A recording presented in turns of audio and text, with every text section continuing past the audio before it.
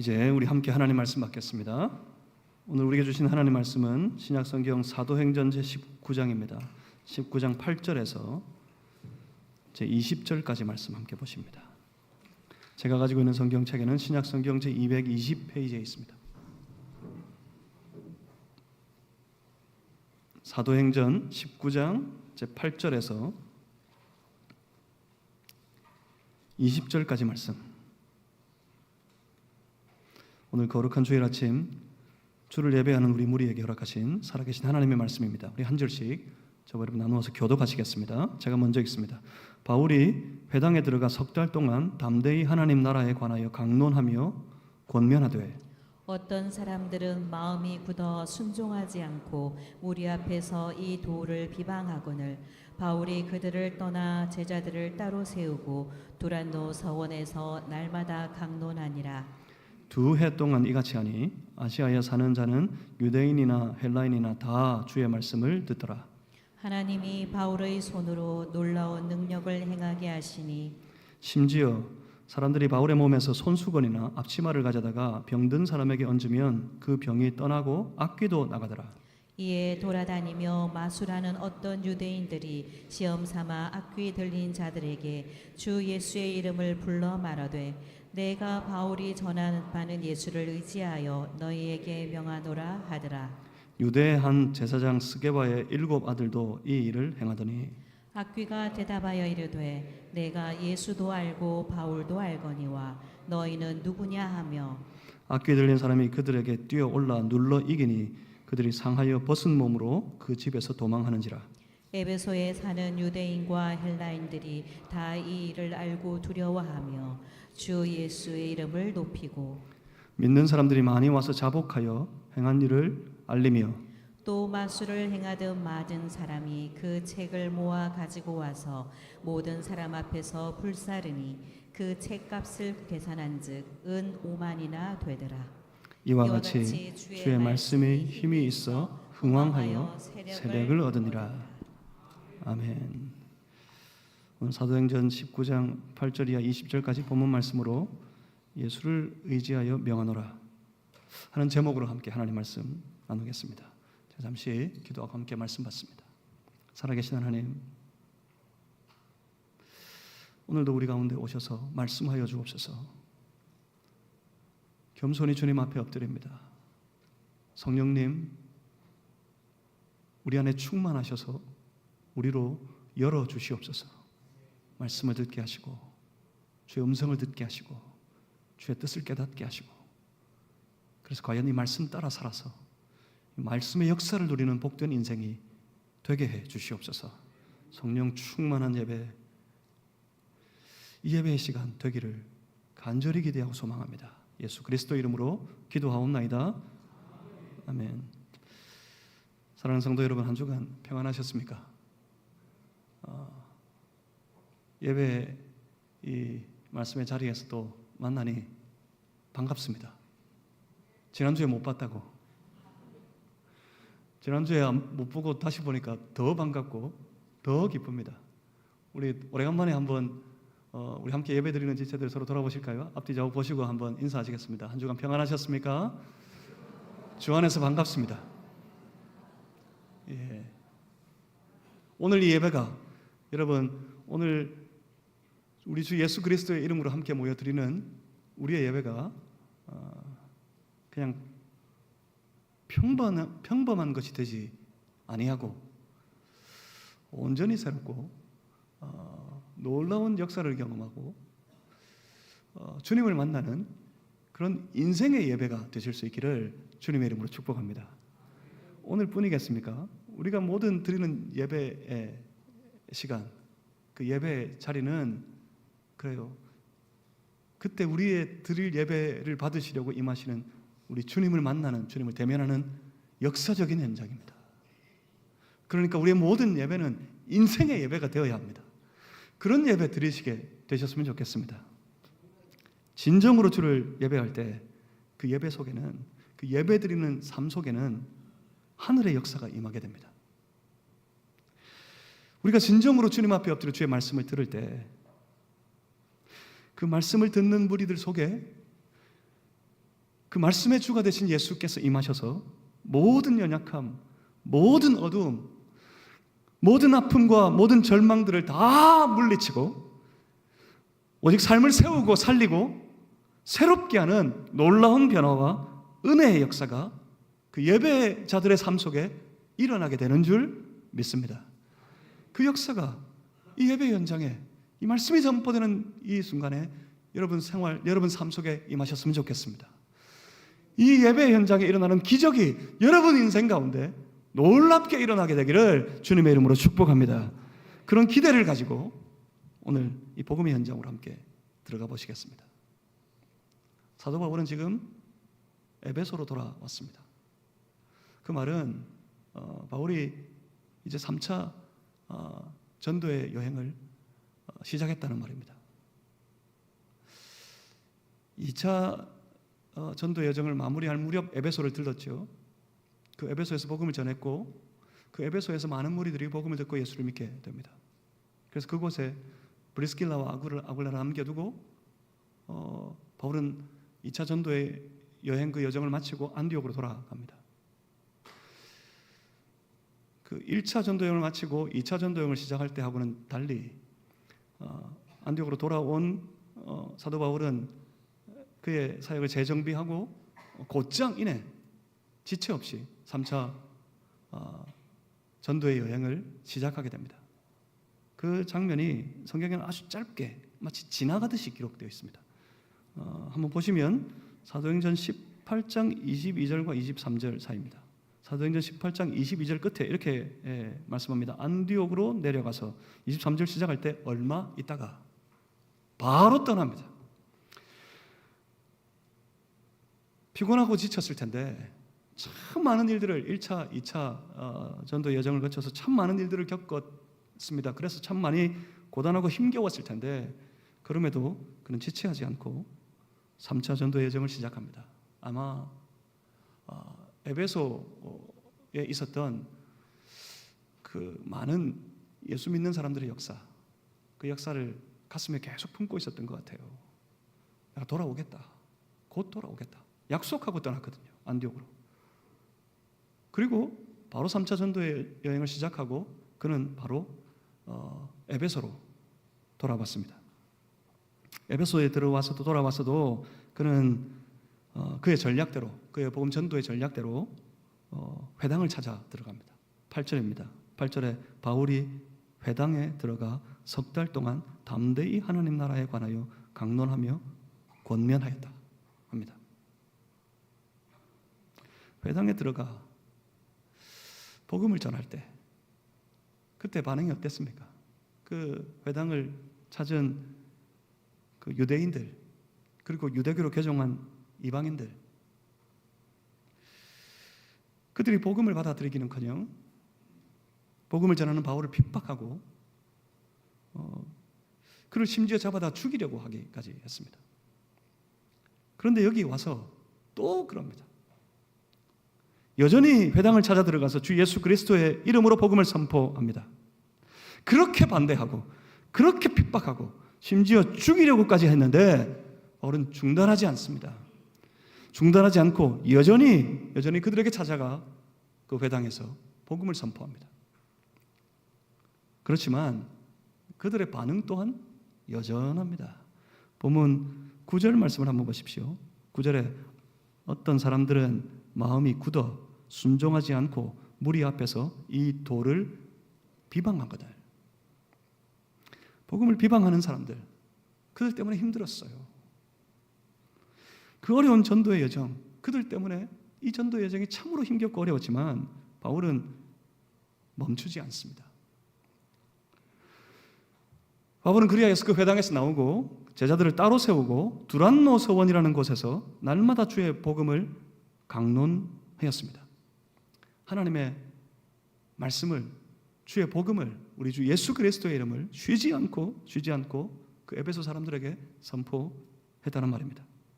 바울이 계속해서 주의 복음을 선포할 때 주의 복음을 전하고 선포하는 그 현장에 어떤 일이 벌어집니까? 본문 11절 말씀을 한번 보십시오. 11절을 우리 같이 한번 읽어보겠습니다. 11절 말씀을 함께 읽습니다. 시작. 하나님이 바울의 손으로 놀라운 능력을 행하게 하시니. 아멘. 본문을 잘 보십시오. 어떻게 말씀하고 있습니까? 바울이 복음을 선포할 때 바울이 능력도 행하였다. 단순히 이게 아닙니다. 잘 보십시오. 바울이 복음을 전합니다. 바울이 주의 말씀을, 우리 주 예수 그리스도의 이름을 그들에게 선포합니다. 그런데 그 주의 복음을 듣는 사람들, 주의 말씀을 듣고 있는 사람들에게 누가요? 하나님께서 놀라운 능력을 그들 가운데 나타내셨다. 그렇게 말씀하고 있습니다. 어떻게 해요? 12절 보시면 심지어 바울의 손수건, 앞치마 이런 것을 통하여서도 병이 떠나가고 악귀, 곧 악한 영들이 물러가는 놀라운 역사가 나타났습니다. 여러분 뭐가 보이십니까? 여기서 야 바울이 초자연적인 능력도 행하였구나 하고 놀라워하시면 안 됩니다. 이 장면에서. 이 장면이 뭘 보여줍니까? 본문이 보여주고 있는 건 바울이 아닙니다. 본문이 보여주고 있는 건 복음이 선포되고 있는 현장입니다. 주의 말씀이, 우리 주님의 이름이 선포되고 있는 현장입니다. 그 현장이 어떻습니까? 복음이 선포되는 현장, 우리 주 예수 그리스도의 이름이 선포되는 현장에는 놀라운 하늘의 능력과 역사가 나타나고 있었습니다. 그 나타나는 능력과 그 역사가 어떤 모습이었습니까? 그 모습은 주의 복음을, 우리 주 예수 그리스도의 이름을, 우리 주님의 말씀을 받아들이는 사람들에게 그들을 육체적으로 그리고 영적으로 짓누르고 있는 것들에서, 육체적으로 짓누르고 있는 모든 질병에 관한 문제들, 영적으로 짓누르고 있는 악한 영들에 관한 모든 것들이 다 떠나가고, 주의 복음이 선포될 때 그것들이 떠나가고, 그래서 그 복음을 들은 사람들이 나음을 입고 자유함을 얻어서 그의 상태가 완전히 변화받게 되는 놀라운 역사의 모습으로 나타났습니다. 그럴 수밖에 없어요. 그럴 수밖에 없는 것이 복음이 그런 능력이에요. 복음은 인생의 주권을 바꾸어 버리는 역사와 능력입니다. 복음 밖에 있을 때, 우리 주 예수 그리스도의 이름 밖에 살아갈 때, 그때 우리는, 그때 모든 인생들은 죄악의 권세에 매여서 그에게 종노릇하며 살아가는 인생이었습니다. 그런데 복음이, 그러니까 우리 주 예수 그리스도의 이름이 그 인생 가운데 선포되면 어떻게 됩니까? 주 예수 그리스도의 이름이 선포되는 그 현장에 죄악의 권세는 즉시로 물러갑니다. 그러니 주의 복음이 선포되면 그 사람을 주장하던 죄악의 권세가 다 물러가 버리니까 그 사람은 자유케 되고, 그가 복음을 영접할 때 주 예수 그리스도의 이름을 받아들이고 영접하게 되므로 주 예수께서 그 삶의 주인이 되어주는 역사가 나타나게 되는 겁니다. 그렇습니다. 삶의 주권이, 복음이 선포되고 그 복음을 받아들이는 삶 속에는 삶의 주권이 바뀌어버리는 놀라운 일들이 벌어지게 된다는 말입니다. 삶의 주권이 바뀌니까, 삶의 주인이 바뀌어버리니까 그 인생이 완전히 다른 인생을, 새로운 인생을 살아가게 되는 겁니다. 사랑하는 성도 여러분, 이건 우리에게도 마찬가지입니다. 딴 사람들 이야기가 아니에요. 우리 이야기예요. 딴 사람들의 경험 아닙니다. 우리의 경험이어야 합니다. 우리가 주의 복음의 마음을 열고 스스로 자신의 삶을 향하여 선포되어지는 주의 복음, 우리 주 예수 그리스도의 이름을 받아들일 때, 내 심령을 향하여, 내 속사람을 향하여 주 예수 그리스도의 이름을 선포하게 될 때 우리를 짓누르고 있던 모든 문제들, 우리를 억압하고 우리 삶을 어둡게 하고 우리 삶을 거칠게 하던 모든 더러운 권세는 다 무너지고 다 물러가고 다 떠나가게 될 줄 믿습니다. 우리 안에 주의 복음을 선포하고 마음을 열어 주님을 진정한 삶의 주인으로 인정하게 될 때 예수 그리스도의 빛이 우리 안에 비치게 되고, 주의 빛이 우리 안에 임하니 우리의 삶이, 우리의 마음이 밝아지고 세상에는 경험할 수 없는 놀라운 기쁨이 우리의 심령 속에 주 예수 그리스도의 이름으로 말미암아 밀려오게 되는 것입니다. 사랑하는 성도 여러분, 이런 신앙의 삶을 경험하고 싶지 않으세요? 사랑하는 성도 여러분, 이와 같은 신앙의 삶을 맛보며 살아가는 그런 신앙인들, 그런 성도들 다 되실 수 있기를 주님의 이름으로 축복합니다. 복음이 선포되는, 주 예수 그리스도의 이름이 선포되는 현장마다 이와 같은 놀라운 생명의 역사, 구원의 감격과 기쁨의 역사가 나타납니다. 그런데 오늘 본문의 말씀은 이어서 전혀 다른 장면, 전혀 다른 현장을 보여줍니다. 예수의 이름이 선포되지만 어떤 역사도 나타나지 않는 그런 현장을 똑같은 순간에서 보여줍니다. 놀라운 역사가 벌어지고 펼쳐지는 현장에는 필연적으로 이런 일들이 벌어져요. 필연적으로 이 역사를 탐내는 그런 무리들이 생기게 되어 있습니다. 마치 그것과 같습니다. 우리가 많은 사람들이 가지고 싶어하는 세상의 여러 제품을 만들어내는 여러 브랜드가 있지 않습니까? 그런데 그 브랜드가 널리 알려지고 그 가치가 점점 사람들 사이에서 올라가면 올라갈수록 필연적으로 나타나는 현상이 있죠. 그 가치를 탐내서, 그래서 뭐가 만들어집니까? 가짜, 소위 말하는 짝퉁, 이런 게 만들어집니다. 제가 뭐 브랜드를 선전하려고 하는 건 아닌데, 운동화, 신발 브랜드 중에서 제일 유명한 브랜드가 뭐죠? 뭐가 제일 유명해요? 평생에 못 신어봐가지고 저 어릴 때 그거 한번 신어보는 게 꿈이었는데, 그거 한번 신어보고 싶었는데 도저히 못 사 신겠더라고. 그래서 뭐 신었을까요? 나이스. 뭐 그런 거, 뭐 뿌립니까? 무슨 똥 이러는 백이 있는데 뭐 비슷한 게 막 많이 있어요. 뭐 비슷한 것도 만들고. 다 무엇 때문입니까? 그 원래의 브랜드의 가치가 너무 높아졌기 때문에. 그 가치를 탐내는 그런 사람들이 그 가치를 만들어내는 거예요. 그와 같은 일들이 우리 신앙의 삶의 현장에도 벌어집니다.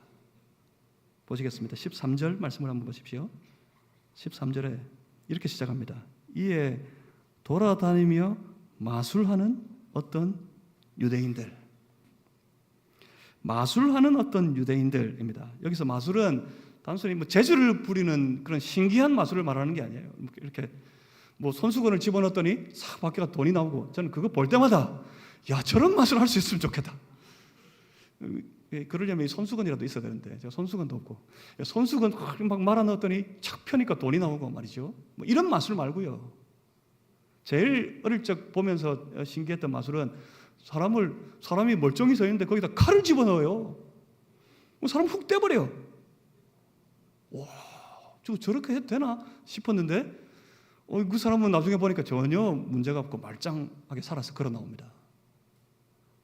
그런 마술 아닙니다. 그런 마술이 아니라, 여기서 마술한다는 것은 악한 영들을 물리치는, 소위 축귀하는 소위 무당 비슷한 사람들, 그런 사람들 말합니다. 그런 마술하는 사람들 중에 어떤 사람들?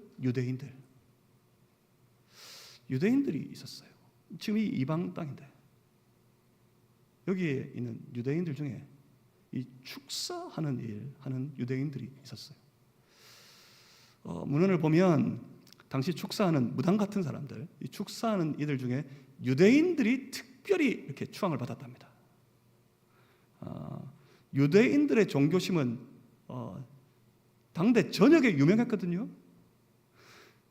그들의 이 종교적인 열심, 그 열심에 더해서 주문을 외워서 이 악한 영들을 쫓아내는 이 축사의 일들조차 유대인들이 당시에 많은 사람들 중에서 굉장히 추앙을 받고 있는 그런 때였답니다. 그 무리들 중에 어떤 사람들입니다. 그들이 가만히 보니까, 바울이 하는 일들을 보니까 그 모든 역사들이 전부 어디에서 나온 것 같을까요? 당시에 축사하는 모든 일들은 다른 것으로 하지 않습니다. 특별히 개인적인 능력과 효험이 뛰어나서가 아니라 그들이 외우는 주문을 통해서 벌어지는 일이라고 그들은 생각했습니다. 늘 그래서 같은 주문을 외웠어요. 축사자들이. 주문을 잘 만들어내는 사람, 그 사람이 뛰어난 축사자들이었어요. 그런데 바울을 가만히 보니까 바울의 놀라운 희한한 능력이 막 귀신을 쫓아냅니다. 바울이 하는 것 같아요. 어디서 그 효력을 그들이 찾으려 했을까요? 바울이 외우는 주문이었습니다. 이 모든 것들이 바울이 외우고 있는 주문 때문인 것으로 생각했습니다. 그래서 당연히 그들도 그 바울의 주문을 빌어오면 자신들도 그 놀라운 능력을 행하게 될 것이다 라고 생각했습니다. 그런 일을 하는 돌아다니며 마술을 행하는 어떤 유대인들 있는데 그들 속에는 이런 일을 하는 사람들 중에는 14절 말씀을 보시면 유대의 한 제사장 스게와의 7 아들도 이 일을 행하더라. 그러니까 많은 사람들이, 적지 않은 사람들이, 제사장의 무리들조차도 이 바울이 행하는 일들을 따라하는 일들이 벌어졌던 겁니다. 그만큼 놀라운 일들이 그 에베소 땅에 벌어지고 있었어요. 그들이 행하는 일들이 무엇이었습니까? 어떻게 했습니까? 본문 13절 말씀을 다시 한번 보겠습니다. 13절 말씀을 다시 보시면 이에 돌아다니며 마술하는 어떤 유대인들이 시험삼아 악귀 들린 자들에게 주 예수의 이름을 불러 말하되 내가 바울이 전파하는 예수를 의지하여 너희에게 명하노라 하더라. 잘 보십시오, 여러분. 이들이 하는 일, 이들이 외치는 그 외침을 한번 보십시오. 다르지가 않습니다. 정말 비슷합니다. 아니, 똑같습니다. 저들이 뭐라고 외쳤습니까? 저들의 외침은 다른 것이 아니었어요. 주 예수의 이름을 불러 말하되. 그들이 부른 이름은 다른 이름이 아니라 우리 주 예수 그리스도의 이름이었습니다. 그렇습니다. 저들은 주 예수 그리스도의 이름을, 주의 복음을 빙자하고 있는 겁니다.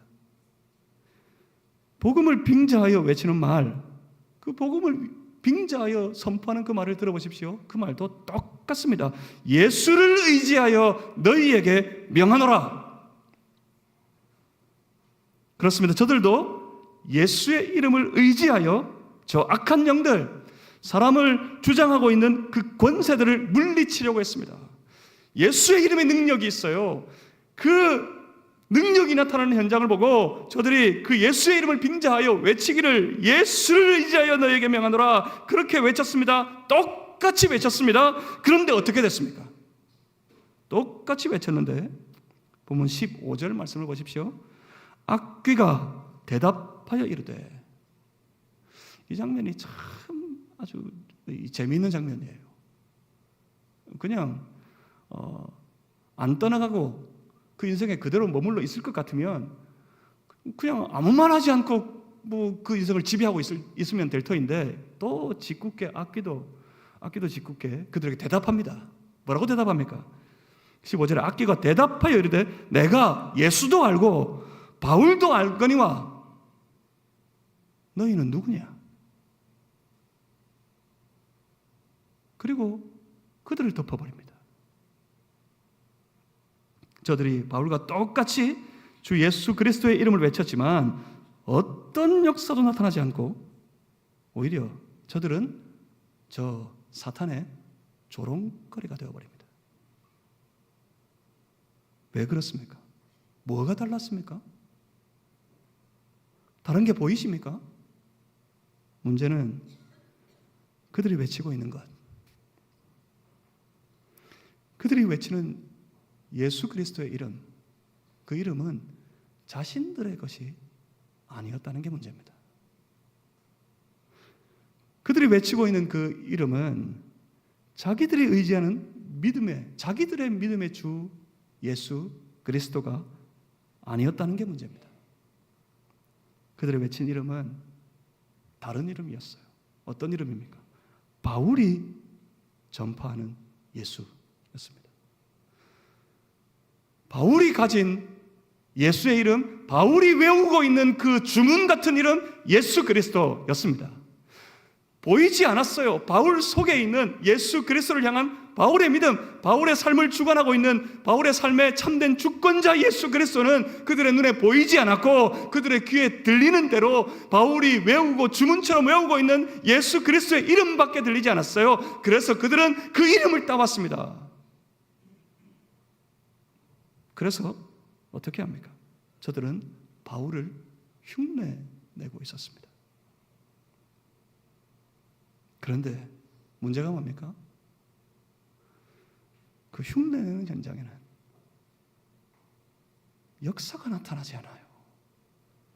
능력이 임하지 않아요.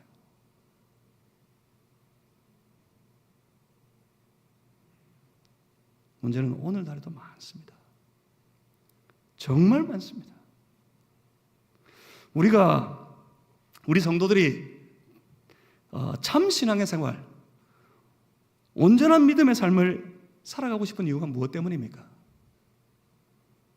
그건 우리가 보기 때문입니다. 그 이유는 그 속에 참된 신앙의 삶, 그 믿음의 생활 속에 경험하게 되는 놀라운 구원의 역사, 그 속에 펼쳐지는 놀라운 생명의 역사, 그러니까 하나님과 함께 만나 교제하며 누리는 그 풍성한 교제의 삶, 그리고 그 교제 속에서 경험하게 되는 진정한 자유와 그 기쁨을 나도 누리고 싶어지기 때문에 그런 것 아니겠습니까? 참 많은 그리스도인들이 그 놀라운 은혜를 누리며 살아갑니다. 예수 그리스도를 영접하고 주님과 함께 그들이 살면서 그 놀라운 생명을, 그리고 구원의 참된 자유와 감격과 기쁨을 누리며 노래하며 살아가고 있습니다. 그것 보고서 나도 내 신앙의 삶 속에서 그 놀라운 은혜를, 그 놀라운 감격을, 그 생명의 참된 자유를 나도 맛보고 누리며 살고 싶어서 우리도 다 그 온전한 신앙의 삶, 참된 믿음의 삶을 살고 싶어 합니다. 그런데 문제는 그 과정에서 바로 빙자한 신앙, 흉내내는 믿음이 너무 많이 생겨난다는 사실입니다. 신앙의 감격과 역사를 맛보려면 주 예수 그리스도의 이름이 내 안에 역사해야 합니다. 주 예수 그리스도의 이름이 내 안에 선포되어야 합니다. 그런데 내 안에 주의 이름을 선포하고 싶지는 않고, 주의 이름이 선포되면 괜히 불편한 일이 벌어질 것 같고, 내 삶에 정말 예수를 내 인생의 참된 주로, 내 삶의 참된 주권자로 모시고 나면, 그래서 그 주권자 예수 그리스도 앞에 내 삶을 완벽하게 굴복시키고 나면 여러 가지로 불편하고 여러 가지로 힘겹고 여러 가지로 어려운 일들이 벌어질 것 같아서 주를 선포하기는, 내 심령 속에 내 안에 주를 선포하기는 싫고, 그렇지만 다른 신앙의 사람들이 누리며 살아가는 그 놀라운 은혜의 역사들, 그것들은 다 가지고 싶어서, 그래서 마치 주문을 따라하듯 그 신앙을 흉내내기 시작합니다. 거룩한 채 하고, 신실한 채 하고, 유식한 채 하고, 똑같이 하나님을 말하고, 똑같이 예수의 이름을 부르고, 소리를 높여 찬송도 하고, 거룩하게 기도도 하고, 눈 지그시 감고 예배도 드립니다. 그런데 딱 보면 압니다. 흉내내고 있구나 하고 말입니다. 그 전형적인 특징이 뭡니까? 그거예요. 빙자하는 현장, 흉내내는 신앙에는 역사가 없어요. 그래서 감격도 없고 자유도 없어요. 정죄만이 있고 불평만이 있어요. 그래서 표시가 나요. 흉내내는 신앙은. 그 삶이 여전히 어둠 속에 있어서 그 표정만 봐도 표시가 나요. 사랑하는 성도 여러분, 우리는 그 신앙의 삶 속에 나타나는 그 놀라운 은혜의 역사, 하나님께서 주 예수 그리스도의 이름을 영접하고 받아들이고 그 삶에 선포하는 그 인생에 나타내시는 놀라운 능력의 역사를 마음껏 맛보고 마음껏 누리는 그런 신앙의 삶을 살고 싶지 않으십니까? 그러면 여러분, 신앙을 흉내내려고 하지 마십시오. 여러분, 이 신앙의 사건들이 내 안에 펼쳐지게 하셔야 합니다. 그러려면 어떻게 해야 돼요? 예수 그리스도의 이름을 마음껏 내 삶 속에, 예전에 내가 예수 그리스도의 이름을 내가 온전히 내 안에 모시고 살았었지 하는 신앙의 막연한 경험, 추억 말고요, 지금 날마다 새롭게 날 찾아오시는 내 주 예수 그리스도를 내 심령 속에, 내 삶 속에, 내 속사람 가운데 마음껏 받아들이시길 바랍니다. 주 예수 그리스도 이름을 내 마음속에 오늘도 받아들여서 그가 내 안에 펼치시는 놀라운 능력의 역사, 놀라운 감격된 역사들을, 그 은혜의 역사들을 마음껏 이루어 가시도록, 주님의 능력의 역사가 내 안에 마음껏 벌어지도록 내 삶을 그 복음 앞에 내어 드리실 수 있기를 주님의 이름으로 축복합니다. 그래서 그 예수님의 이름이 내 것이 되게 하셔야 합니다. 바울의 것이 되게 하셔서는 안 돼요. 바울의 것을 보고 바울의 것을 부러워하셔서는 안 돼요. 바울이 외쳤던 그 예수의 이름이 내가 믿고 내 삶의 참된 주가 되게 해서 주 예수 그리스도의 이름이 내 것이 되게 해야 합니다. 여러분, 찬양을 흉내내지 마십시오. 찬양을 흉내내지 말고 그냥 하나님을 찬양하십시오. 어떻게 해요? 찬양의 모든 부르는 가사에 나를 담으세요. 나를 한번 담아보십시오. 나를 담고 그 가사로 하나님을 높이 찬양해 보십시오. 여러분, 예배를 흉내내지 마십시오. 예배를 흉내내기보다 하나님께 예배를 드리십시오. 예배를 통하여서 오직 나의 예배를, 나의 드리는 모든 예배를 받으실 하나님께 그 모든 생각을 집중해 보십시오. 자꾸 딴 생각이 들죠? 자꾸 딴 생각이 들려고 하지 않습니까? 그럴 것 같아요. 오전에 일부 예배 때도 중간에 이쯤 됐는데 딴 생각하지 마십시오. 그럴 쯤에 문이 확 열려요. 누가 들어왔어. 청년이 예배를 드리려고 그때 늦게 와가지고 앉으려고 하는데 사람들 전부 다 동시에 어떻게 했을까요? 동시에 그냥 딱 쳐다보는, 눈이 따라가. 탁 앉을 때까지. 일어나가지고 그 청년이 또 저기 자리를 옮겨요. 그러니까 탁 옮기는 자리까지 눈이 다 따라가, 전부 다. 그래서 제가 그랬어요. 딴 생각하지 말고, 딴 생각이 들 것 같으면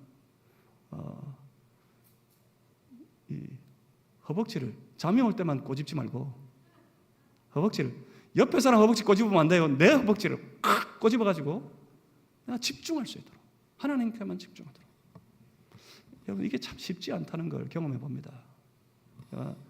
지난 주일날 예배를 드리러 가서 조용히 앉아서 예배를 딱 드리고 오려고 딱 시간 맞춰서 가서 앉았는데, 이제 예배를 인도하는 입장이 아니라 말씀을 듣는 입장이 되어서 딱 앉으니까 이 오만 개 신경이 났어요. 목사님의 모습, 성도들의 모습, 이 교회 새가족 팀은 뭘 어떻게 하고 있나, 오늘 그런 거 모습, 딴 생각이 자꾸 들어요. 그래서 제가 제 허벅지를 꼬집진 않았고 제 속으로 제 뒤통수를 탁 때려서 말씀에 집중하자, 그랬었습니다. 그래요. 막 딴 생각이 들 거예요. 오늘은 신목사 지난주에 휴가하고 와서 할 말이 더 많아가지고 얼마나 더 길어질까, 이런 거 생각하지 마시고, 저는 3시간 안 할 거니까 하나님께 집중하세요.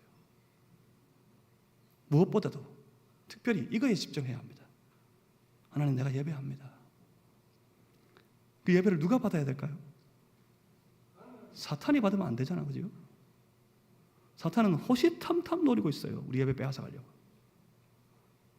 그래서 우리는 집중해야 됩니다. 하나님 내 예배를 받아주십시오. 나의 예배를 하나님 받아주셨으면 하는 그 소망을 가지고 내가 주님을 예배합니다. 이 예배를 주님만 받아주십시오 하는 기대를 가지고 그 하나님 앞에 집중해서 예배를 드려보십시오. 그러면 여러분 예배의 차원이 달라지게 될 겁니다. 여러분 성경을 눈으로만 읽지 마십시오. 성경은 눈으로 읽는 것이 아닙니다. 성경을 눈으로 읽지 말고 여러분 삶으로 읽어보십시오. 내게 주신 말씀, 그 말씀 한 절이라도 붙잡고 내가 반드시 내 삶으로 그 말씀을 따라 살아보겠다 하는 굳은 결단과 결심을 가지고 말씀을 읽어보십시오. 말씀의 역사를 여러분 누리게 될 겁니다. 말씀을 읽을 때 누리는 것이 아니라 사람들이 말씀을 읽으면서 설교를 들으면서 잠시 제 기분이 좋으면 은혜 받았다 생각해요. 자기가 기분이 나쁘면 은혜 못 받았다 생각해요. 돌아서서 잊어버리는 건 똑같아요. 그러니까 말씀의 역사는 내가 읽을 때 들을 때 나타나는 게 아닙니다. 말씀의 역사는 그 말씀을 따라 살 때 그 현장에 나타나는 거예요. 그 사람의 삶 속에 나타나는 거예요. 말씀을 따라 한번 삶으로 읽어 살아보십시오. 여러분 말씀의 역사를 경험하시게 될 겁니다. 여러분 무엇보다 복음을 전해보십시오. 복음을 전할 때 선명하게 나타납니다. 오늘 본문의 이 사람들처럼 말입니다. 복음을 전할 때 내가 흉내내고 있었구나. 내 안에 나의 주 예수님이 없구나. 전도는 뭐로 하는 거예요? 그냥 예수 믿으세요가 아니에요. 여러분 내가 믿는 예수, 내 안에 계신 예수, 내게 생명 주신 예수, 내게 이 구원의 감격을 주신 예수, 그 예수를 당신도 한번 믿어보십시오. 이게 전도예요. 전도할 때 딱 나타납니다. 흉내내고 있었구나. 그렇지 않으면 내 안에 정말 예수님이 계시구나 하는 것 말입니다. 그래서 날마다 우리 스스로를 향해 선포하시길 바랍니다. 여러분의 심령을 향해, 여러분 속사람을 향해, 여러분 마음을 향해 선포하고 명령하실 수 있기를 바랍니다. 예수님이 내 인생의 그리스도가 되신다. 내 하루의 인생은, 내 하루의 삶은 그리스도이신 예수님을 따라 가야 하겠다. 그렇게 선포하고 그렇게 외치시기를 바랍니다. 시편 기자가 노래했어요. 내 영혼아, 내 영혼이 잠잠히 하나님만 바라며. 이렇게 노래하고 영 마음에 성이 안 찼던 것 같아. 시편 기자가 곧 이어서 그렇게 노래합니다.